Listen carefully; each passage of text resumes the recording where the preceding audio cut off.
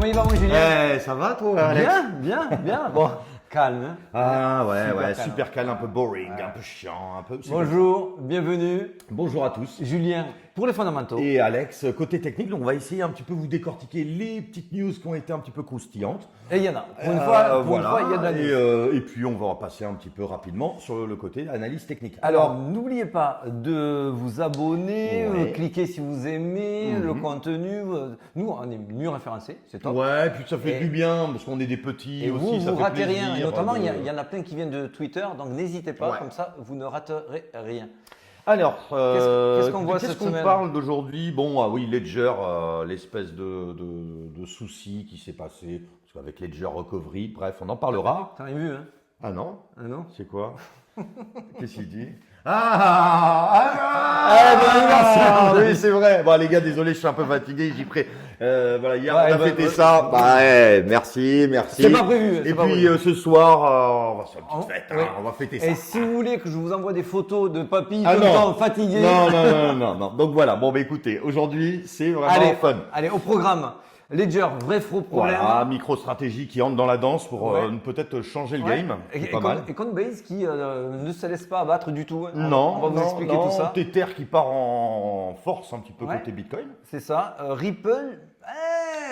Donc, on commence à voir un petit peu. Alors voilà, hein, pour tous ceux aussi, c'est pas parce qu'on parle de Ripple qu'on en a. Hein. Alors moi j'ai eu l'XRP, j'en ai Moi pas. aussi, ça fait mais longtemps que j'en avais dit. On va vous expliquer pourquoi c'est intéressant ce qui se passe aujourd'hui sur Ripple. Bon, pour ceux qui nous suivent depuis longtemps, vous connaissez notre fil rouge.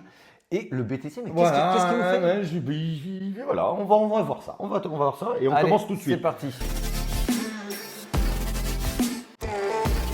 Alors, ce qui est bien, c'est que là, on va regarder à côté semaine et on voit que la semaine est plutôt positive. Positive. Rappelez-vous, semaine dernière, on vous avait dit, on sent quand même que les altcoins sont sur des bottoms saisonniers, qu'il y a des choses qui sont en train de se passer, qu'il y a de l'argent qui afflue. On l'avait vu sur le Total 3 également, qu'on était sur un bottom saisonnier également. Et on le voit vraiment sur des projets. Voilà, de Lido, Render, Lido, Inge, bon, ouais. beaucoup de projets. Render, alors moi je suis passé à côté de Render. Ouais, moi aussi, hein, soyons honnêtes. Je le regrette. Mais par contre, en effet, c'est quelqu'un qui a quand même vraiment du souffle, même en Ouais. période un petit peu de vache maigre, hein, si on peut se Là, permettre. je vous l'ai mis en weekly et vous pouvez voir qu'en fait on est sur la zone, la reload zone ici, c'est la zone où c'est encore Ouais. rachetable professionnellement. Et nous, avant, juste en parlant, si on devait en prendre, peut-être qu'on n'en prendra pas, hein, mais en tout cas, ça serait au niveau des deux.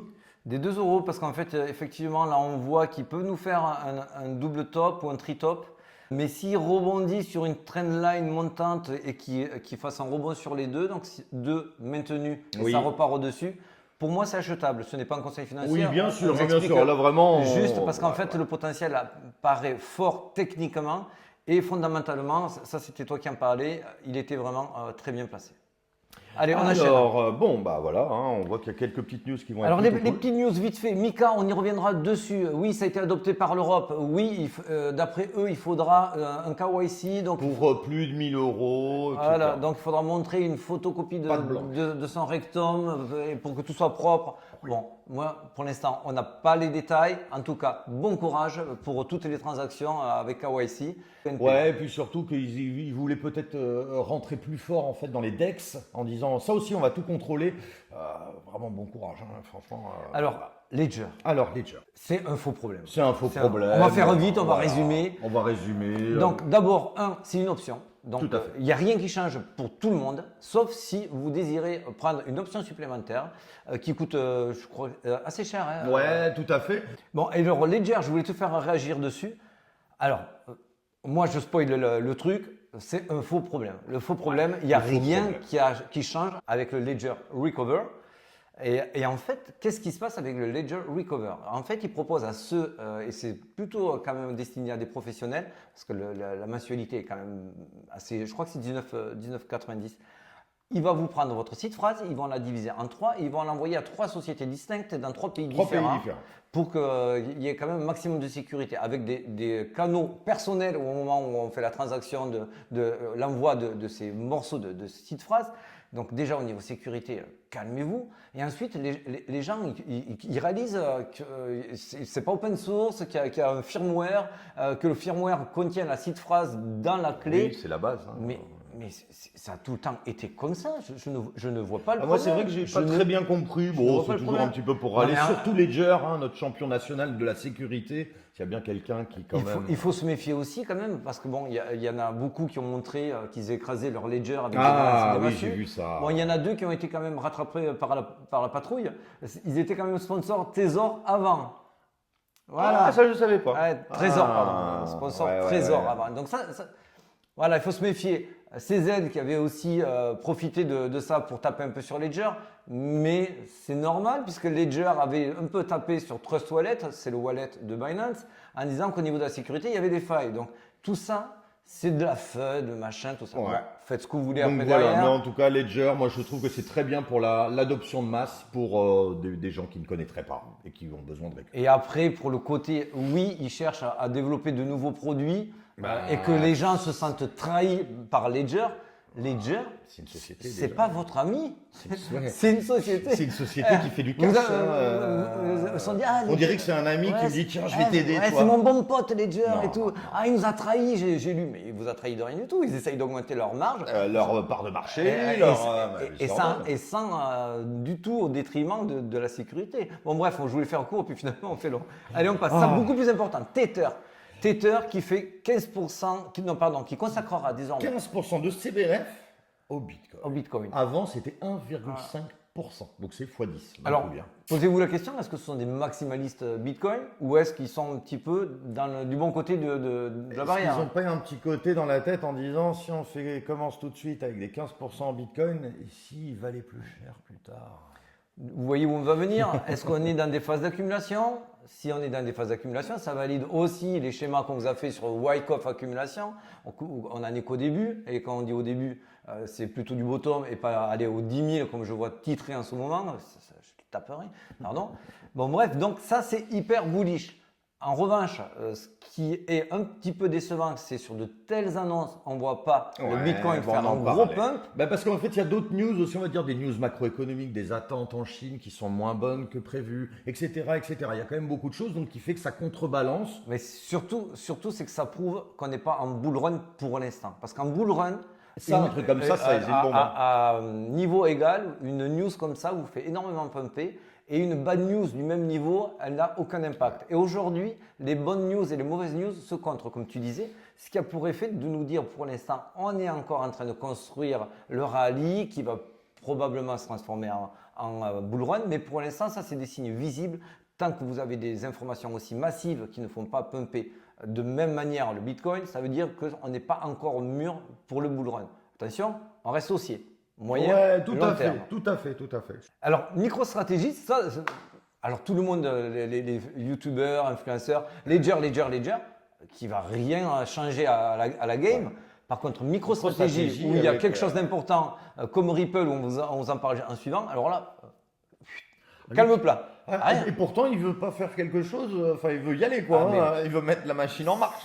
Si vous nous suivez, vous savez qu'on suit de très près les sessions US et vous voyez qu'elles sont très en retard parce que les institutionnels et les investisseurs américains ont peur d'investir. Ils n'ont pas de cap, il n'y a rien qui est fixé à moyen terme aux États-Unis avec la SEC.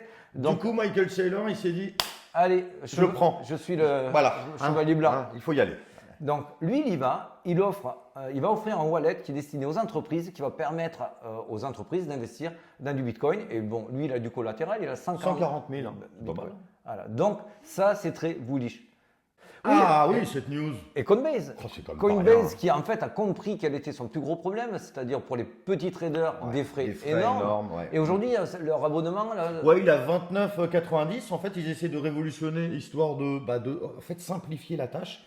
En dessous de 10 000 euros, etc. Donc, ça va être justement, tout est pris c'est gratuit. C'est gratuit. C'est gratuit, le frais de Et trading. derrière, on va avoir des rendements aussi composés qui sont très, très intéressants. Du stacking, on va dire, qui est plus intéressant. Vous avez une formule qui sera plus avantageuse en pourcentage, en rendement, Tout à fait. sur vos stacking chez Coinbase si vous êtes abonné. Exactement. Donc, c'est vrai qu'en C'est effet, bullish. il facilite en fin de compte l'adoption. Tout à fait. Très bien. Allez, ça y est, on y est. Bon, donc James K. Phelan, alors lui c'est le chef des avocats d'XRP. Donc lui, en ce moment, il est chaud du tweet. Ouais, il Parce que- boulonne, hein, là. Croyez-moi, il attendait ça depuis longtemps. moi aussi. C'est la première pierre à l'édifice et l'édifice, il va être vite monté et vite démonté pour la SEC, crois-moi. Donc en fait, ils ont obtenu du juge Torres que le dossier Inman sera bien utilisable lors du procès, alors que la SEC voulait absolument pas divulguer ces documents-là. Mais pourquoi? Qu'est-ce qu'il y avait à l'intérieur? Il y avait des choses compromettantes? Oh, chouïa. Chouïa, chouïa. Alors en fait, le dossier Inman, il faut savoir, c'est le Bill Inman, l'ancien patron de la SEC, Ouais. qui avait eu un discours plutôt polémique, voire controversé. Et ce discours, c'était effectivement qu'il considérait qu'un actif numérique, s'il était suffisamment décentralisé, il ne pouvait pas être considéré comme une sécurité, mais comme une commodité. Et bim, on ne serait pas sur le cœur du problème. Ah bah si.